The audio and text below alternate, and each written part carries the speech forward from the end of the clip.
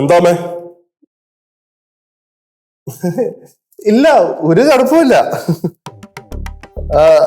പിന്നൊന്നുമില്ല അമ്മ, ഇങ്ങനെയൊക്കെ ഇരിക്കുന്നു. അമ്മ കഴിച്ചായിരുന്നോ?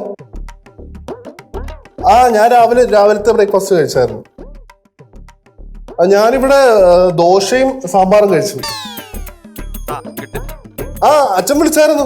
അച്ഛൻ വിളിച്ചിട്ട് പറഞ്ഞ് ചിറ്റപ്പനും ചിറ്റമ്മയും കൂടെ വരുന്നുണ്ട്, അപ്പൊ എന്റെ അടുത്ത് വീട്ടിലെത്തണമെന്നു ലച്ചുനെയും കൂട്ടി വരാൻ പറഞ്ഞു. അതിനെന്താ അമ്മ, ഞങ്ങൾ എത്താലോ, കറക്റ്റ് ടൈമിൽ തന്നെ എത്താം. ഇല്ല, ലച്ചൂടെ ഉണ്ട്.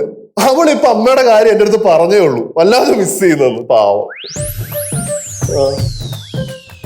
രാവിലെ 8 മണിക്ക് തന്നെ എത്താം. ഞാൻ പറയാം.